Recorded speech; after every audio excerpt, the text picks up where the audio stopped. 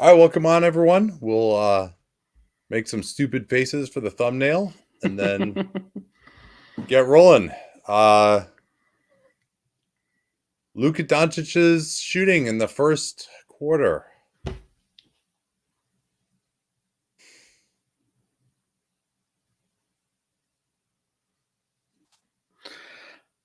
Naz Reid's foul late in the first half.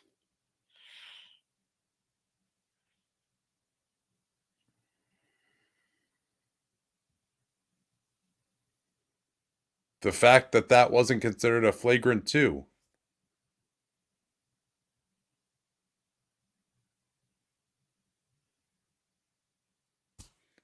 All right, we good? I think so. And you don't have any other thing you want to see my stupid facial reaction to? we need to save them for other times. All right, let me just tweet this out real quick, and then we're rolling.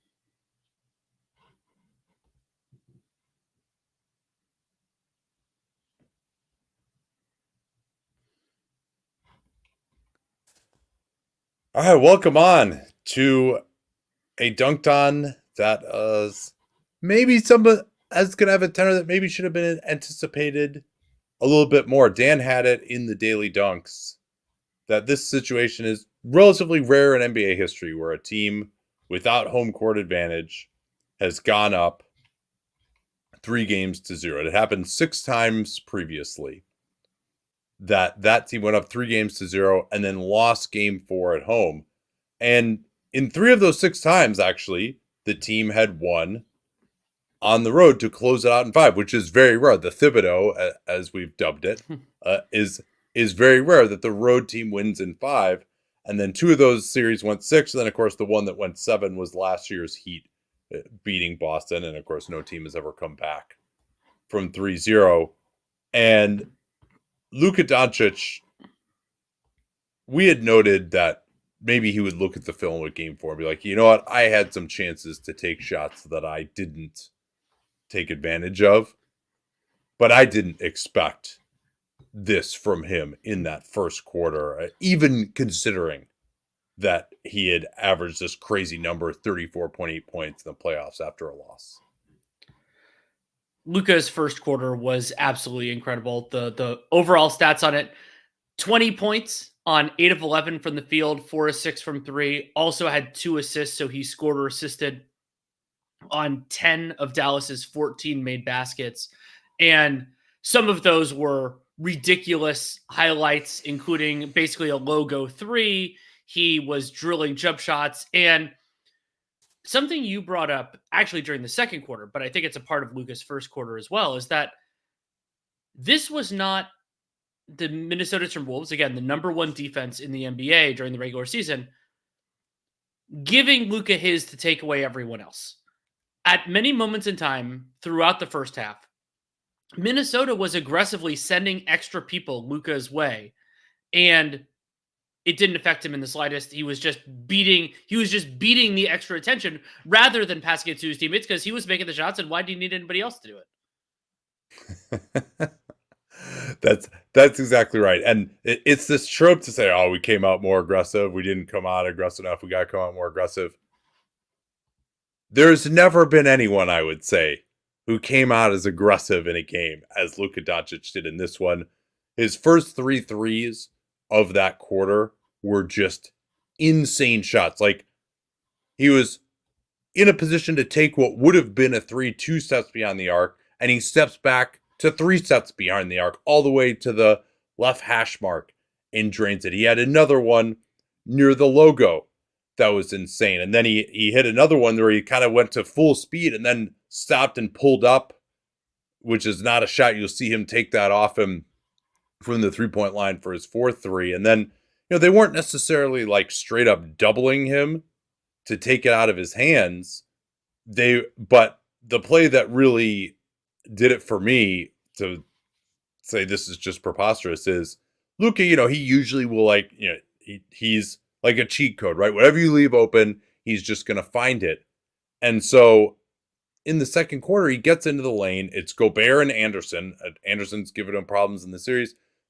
Anderson late switches onto the big, but Gobert is right there, and Luka is within 6 feet, so it's not like he's going to go around Gobert. And then another guy had also pulled in from the weak side corner to take the roll man as well. And so I'm like, oh, Luka's obviously going to throw it to the opposite corner here. That's what's open. And instead, he fakes that pass, gets Gobert to back off slightly, and then just shoots a floater over him. And we were talking about playing the pick and roll 2-on-2, and sometimes you get a 2-on-1 coming downhill out of that. Luka scored with them playing the pick and roll 2-on-3, and he still scored.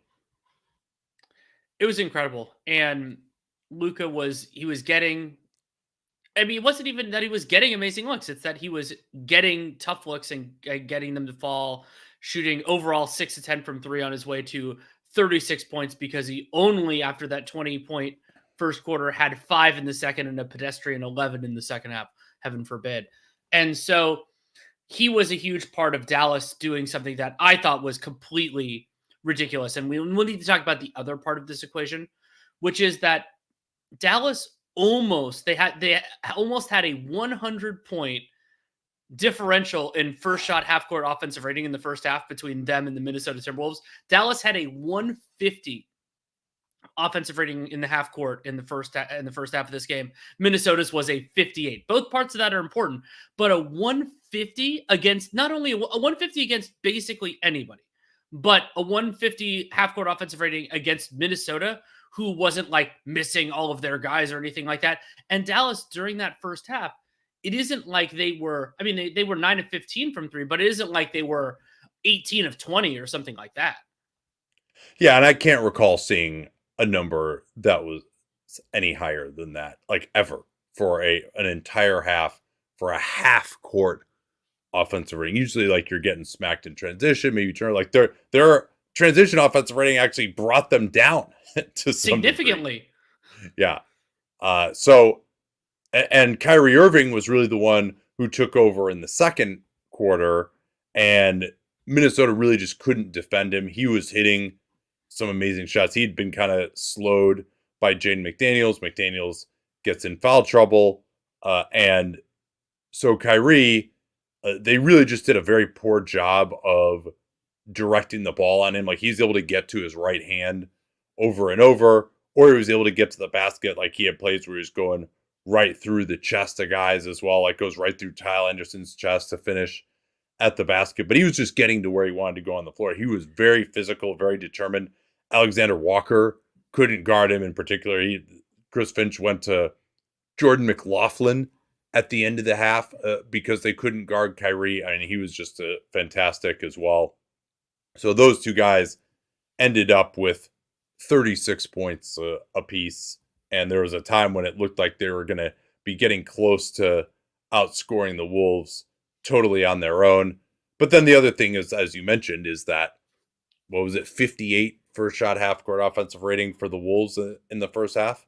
Correct. And that's not fantastic. And I think that one of the other stories of Game 5 was something that you and I believed was a distinct possibility, which was, as well as Kyle Anderson has played, and I think that he did the best job defending Luka Doncic in this series, his limitations on offense created some real challenges for Minnesota. And Kyle Anderson does not need to be actively guarded. At times he could hit the uncontested shot, but it's also about all of the other possessions. And something that I focused on in previous games that Dallas really cleaned up here was when Anderson and Gobert were on the floor together in particular, that, we can just have we could basically seal off the entire rim. But honestly, even in the non-Gobert minutes when Anderson was on the floor, he short-circuited their offense more than had happened in the first 4. And that's something that we thought they would be much more locked in on, right? Like, they tried to do the flare screen for a corner 3 thing with him a couple times, and Irving was just ready for it and got outside of him and took it away. Now, the other thing that didn't help much is the Wolves, I don't know what we want to call the competitive portion of the game, but basically the first 42 minutes of the game, they were 1 of 14 on corner threes. And a lot of those were Anderson. Jordan McLaughlin took one. Towns, though, was 0 for 4. Obviously, they don't want to give up corner threes to him. But they were just very focused, again, on taking away the lane. And when the Wolves weren't getting offensive rebounds or Rudy Gobert post-ups, they end up 4 of 20 in the upper paint. That was just an absolute killer. But Dallas was getting pretty good contests on those plays. And then just the way that Dallas was so locked in throughout these playoffs on keeping their guys close to the rim. And it certainly helped that Derek Lively returned, although they were way in the plus with Gafford out there too.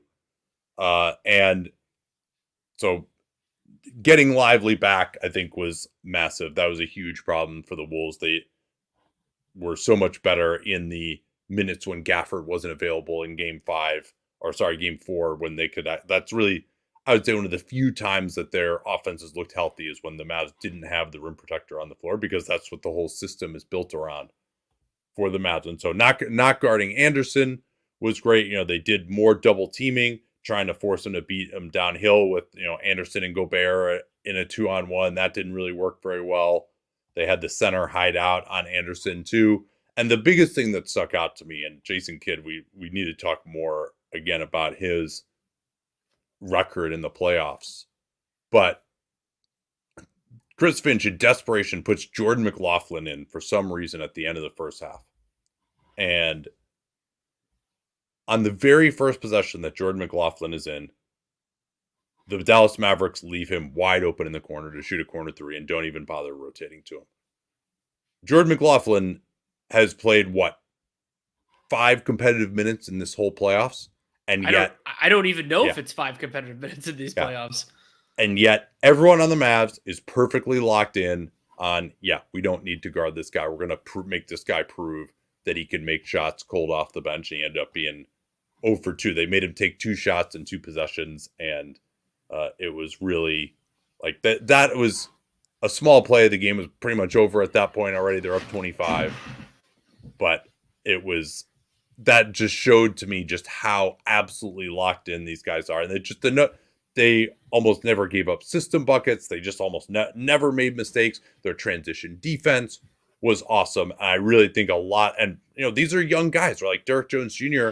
has always been a guy who's been talked about of just having this physical potential. Same thing with Gafford, guys who did some things defensively, but also just made mistakes. And Lively is a rookie, and PJ Washington has never really defended before until he came to Dallas. So what they've been able to get out of those guys has been incredible. And Jason Kidd is now 5-1 in the playoffs.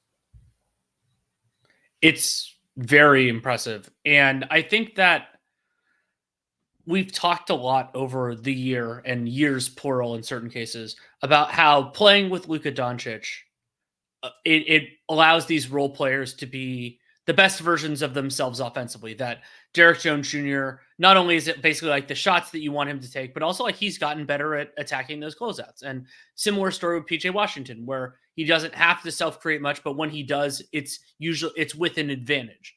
And then, of course, Kyrie and Luka and the trade-offs they can do, Moxie Cleveland could go all the way down the board, Gafford and Lively, of course. Jason Kidd deserves a ton of credit for putting his players in a position to succeed on the other end of the floor, where that is not as obvious. They don't have a heliocentric defensive player in the way that, incidentally, Minnesota does with Rudy Gobert. And yet, they have done the best job of anyone in this postseason, and honestly, in any recent postseason I can think of, keeping their bigs around the basket, sacrificing other things there to try to prevent the other team from getting good shots. And as you mentioned, Minnesota in this one, they were 10 of 15 in the restricted area, but overall in the paint, they were 11 of 27 because they took a lot from floater range. They missed a lot from floater range in that first half. And so there's that component of it. There's Luka. Generally, they're putting him in matchups where his limitations aren't going to be a huge issue. There was an interesting wrinkle. They stopped going after him too. They were doing that some early, and I thought they got away from that. They did get away from it. And actually, one of the things that bore a small amount of fruit, not enough in the end, was Minnesota got Luka on Gobert, and Luka, he's not great at verticality. He's not, even though you generally think, the limited defender who's strong, they're better in post defense because that was the old chestnut with James Harden. But Luka, his hands are sometimes betray him in those circumstances. So Gobert picked up one foul. Then there was a second one that was on Lively, not on Luka. They were both right next to each other. And so they went to that sometimes, but not enough to build the offense around and not enough to get Doncic in foul trouble. And when you're putting up a 58 offensive rating, the other team's putting up a 150, it's kind of hard to make heads or tails of what you should do a lot better. But the overall point stands, which is that the Dallas Mavericks players, whether they're great defenders or limited defenders, it's been shocking how well they've been in positions to succeed. Kyrie Irving has also fought harder. He's got improved significantly as a defender over these last few years. But yeah, and also in the playoffs, he's always been much better in the playoffs than the regular season. And this isn't the version what I thought we were going to see of Dallas. Even going back to those years with Bullock and DFS and everyone else, where they're playing all these like known plus defenders. The kind of that theory out there of, even to an extent like what Denver has done with Jokic, with Aaron Gordon and KCP. But the Dallas, like it's remarkable how much they're doing the little things right and they're doing the big things right too. It's very impressive. No, it really is. And I think I was thinking about this today. I've thought of maybe doing this episode a few times. Not that we ever seem to have any downtime, but of what like the biggest like own goals or blunder. Like there's this show I used to watch on A&E called like Great Military Blunders, and like so this is sort of I think of those sometimes when Dallas just doesn't extend Jalen Brunson and then doesn't make a competitive offer with the Knicks. Although they had to trade for Kyrie, I think they are actually, now they've made the NBA Finals, I think they are actually better off than they would have been if they had retained Brunson. Because I don't know if Brunson ever becomes the player that he became in New York. And this version of Kyrie, with the way he pushes it in transition and the three-point shooting and being a lot better defensively than Brunson, like he is a better co-star to Luka. And also they probably, kind of continue to roll with the likes of Dinwiddie and DFS, and those guys, really fell off this year. So they, and of course, obviously, if they hold on to Brunson last year, they don't draft Derek Lively. So yes, wasn't a good decision, but they actually, in the end now, I think you have to say that they are better off because of that. And in large part because of the great moves that Nico Harrison and company have made to recover from that. It's a compelling thought. I hadn't really considered it until you brought it up, but I do believe that you are right. And it is important to note that they did give up some treasure in order to get Washington and Gafford and sure in the forefront. And those will matter later on. It feels really good right now. And I do think though that having this better team has made a huge difference. That if they didn't get Gafford, first of all, their seeding would have been worse. It would have been a harder road. They did beat a lot of really good teams to get here, including the Oklahoma City Thunder and the Minnesota Timberwolves. But they needed that. We saw when that their defense was really able to hold after Lively was unavailable in the second half of the season. And I mean, he was immensely important. And we saw that overall, I would say he's been their better center in this postseason. So glad that he was able to come back in this one. And then they've had to figure it out on the wing, but great year for PJ Washington for them. Great year for Derek Jones Jr. for them. And of course, then there's the Irving element of this. And Kyrie ended up with 36 himself. He didn't do it in as much in the first quarter as Luka or in the first half in general, but he did have, I think it was 15 in the second quarter.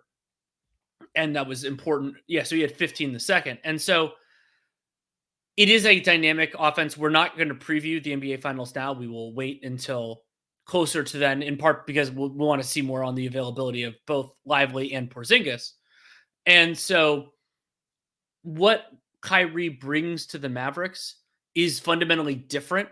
And I think there's a very good argument that Jalen Brunson is better, both guys are better off in their current situation, both Brunson and Irving, than they would be in an alternate history where Jalen Brunson stays on the Dallas Mavericks.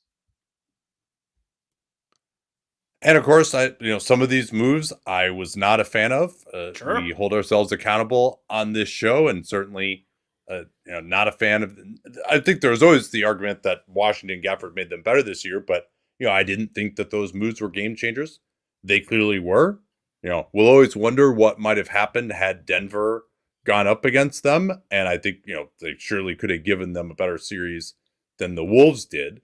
There is a lot of stuff about matchups that I think when there aren't necessarily any super teams, although maybe Boston still is. We'll see what happens in the finals.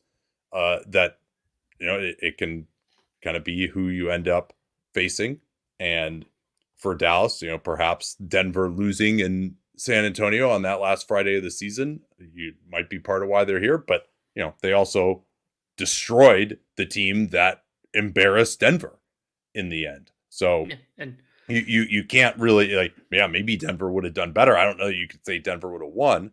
And then, I just want to go through some of these moves too. Like the Kyrie trade. They gave up a first, Dorian Finney-Smith, who, had trade value certainly, but also, has been kind of like a starter minus level ever since leaving.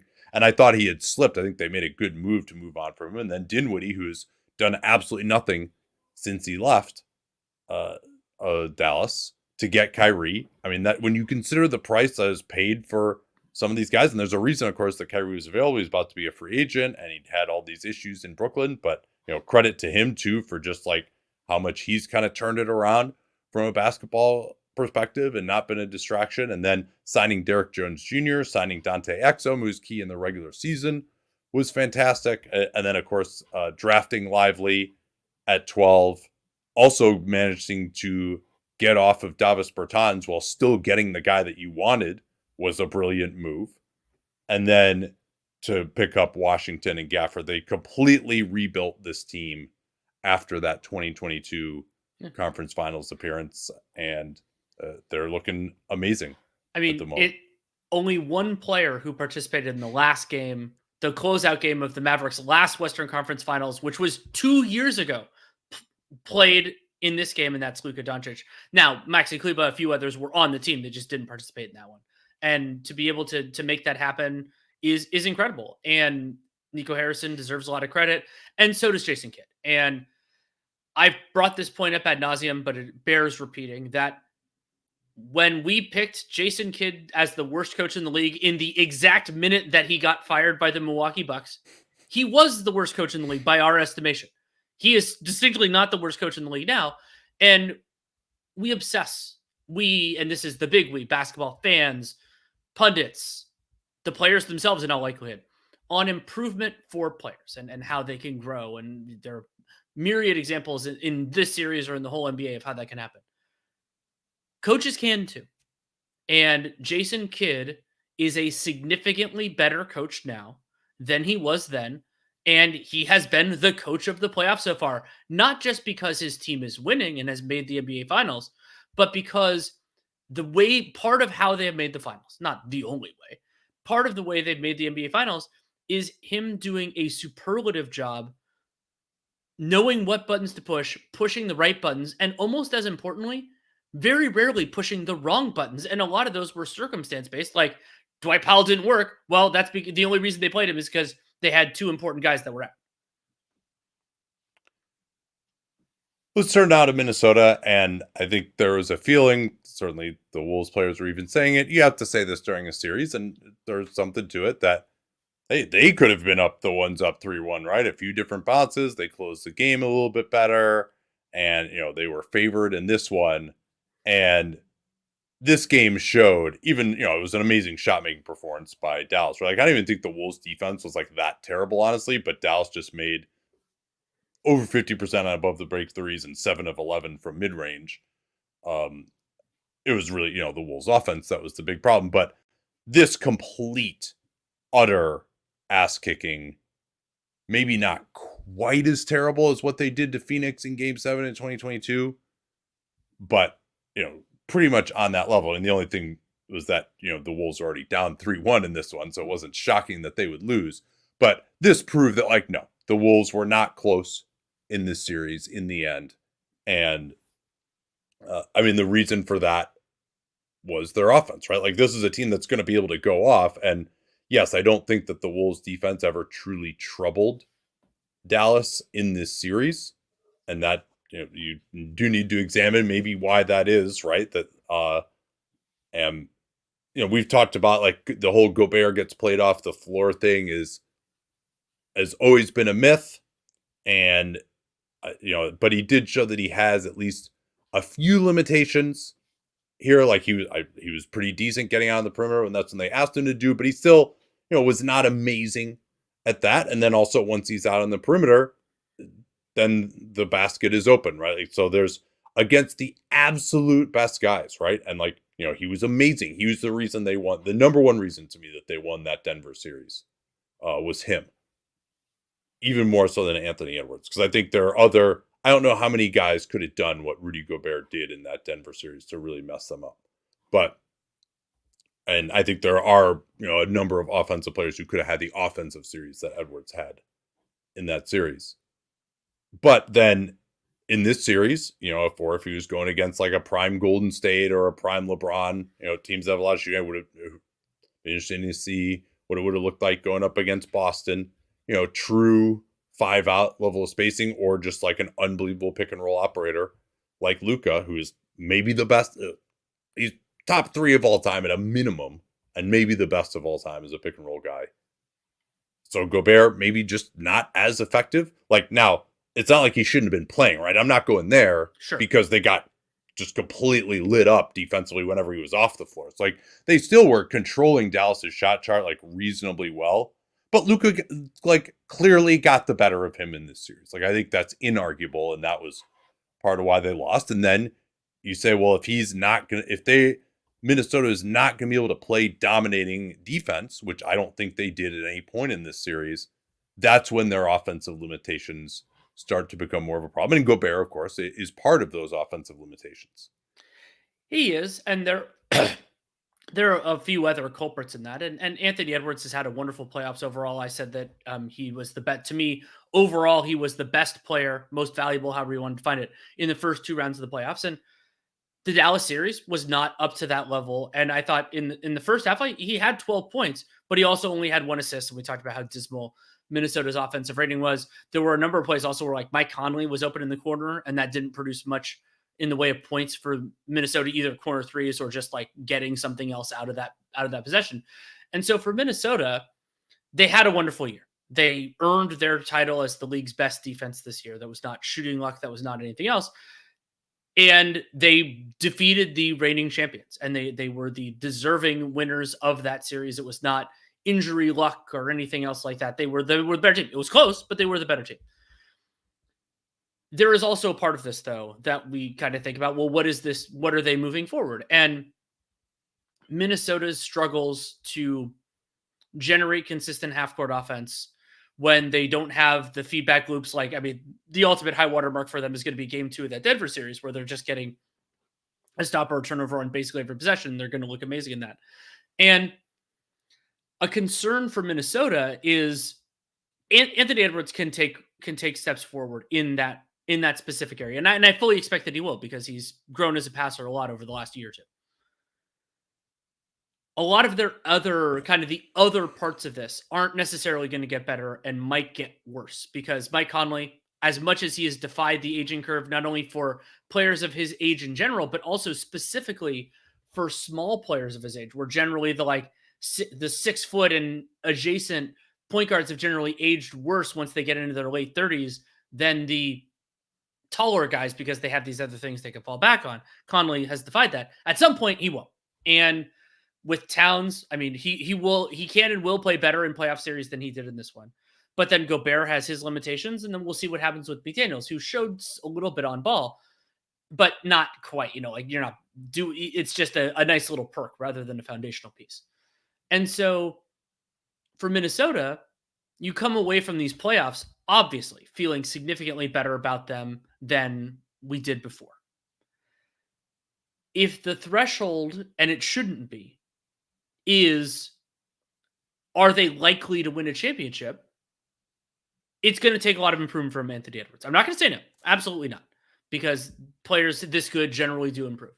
But when you think about like where their offense needs to go, it's a tough road to climb. And I hope they do it. I'm not going to say I expect them to do it, but they absolutely can. Yeah, I mean, if you just look at like Anthony Edwards, Karl-Anthony Towns, both had some amazing moments. Both of them going up against defenses that were not really like great playoff level of defenses, and these Mavs have kind of proved that they're at that level throughout a lot of this postseason.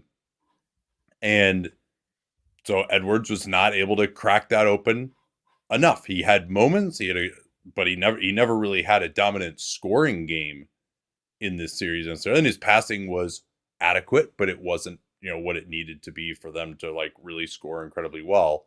And, part of that is, they had to go with like these non-shooters. Like I did think they played Anderson a little bit too much in this game, but it wasn't good. That isn't why they lost by 25. It might have been why they had lost by 3 if that had happened. So, but we just consider the level of player that Edwards and Towns are offensively. Like, this is about what you would expect from an offensive group, particularly when they don't really have great spacing around those guys either. So this is kind of, I mean, they beat Jokic and they deserve a lot of credit for that. They overwhelmed those guys physically, but they just weren't able to do that to Luka. And then their offense wasn't enough to really compete in a shootout. Anything else you want to hit on here? We got a few comments we would probably hit on too. Well, I could do this one briefly.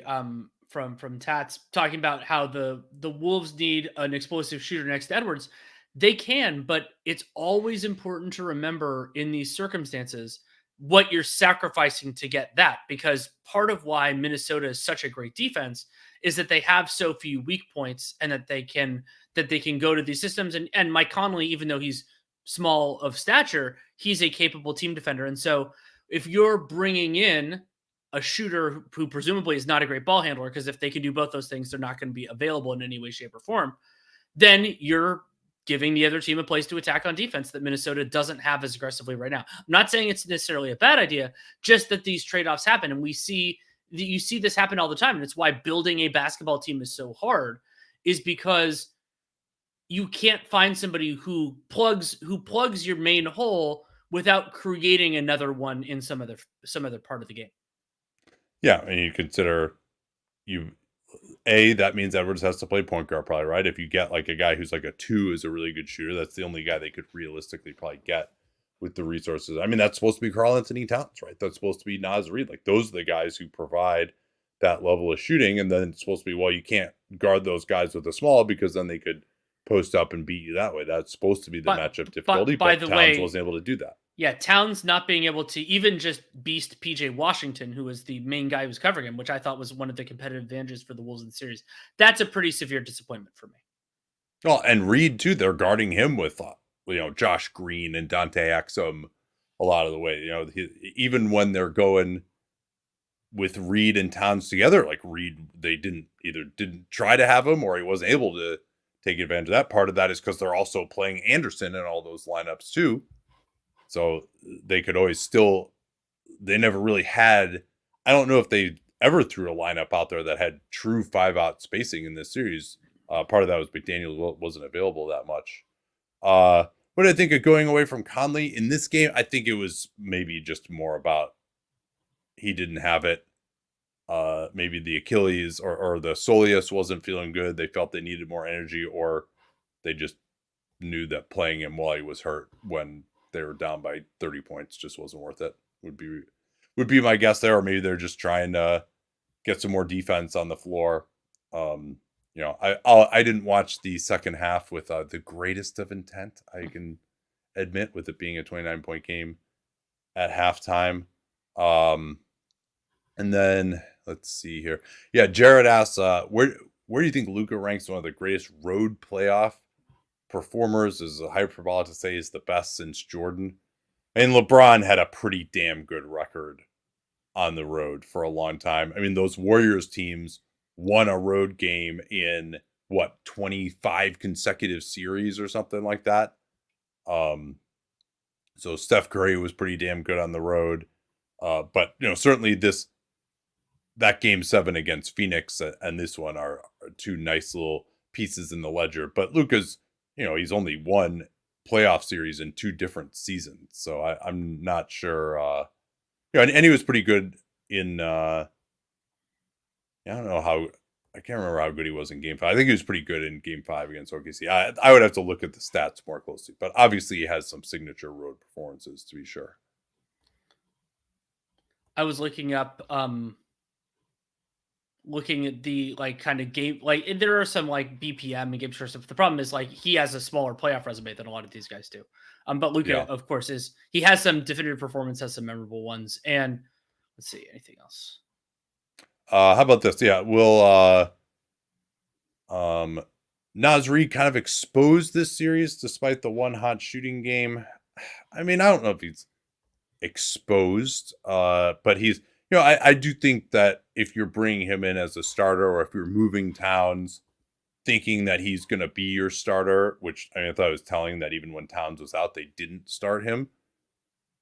So I think he's about, overall, I would say if you look at his playoffs as a whole, stock up for me with what he was able to do defensively in the Denver series, but he's not a great defensive rebounder. And, I thought he didn't get exposed much in individual defense, and, but his drive game, I think, could be better if he's not also having to play with Anderson as well. If they're just had a normal 3-and-D 3 to play next to him, that might unlock his game a little bit more. And, his shooting is definitely a weapon. So he's a really good player. And I think, for me, I thought he was a little bit more of a paper tiger on defense than he proved to be in these playoffs.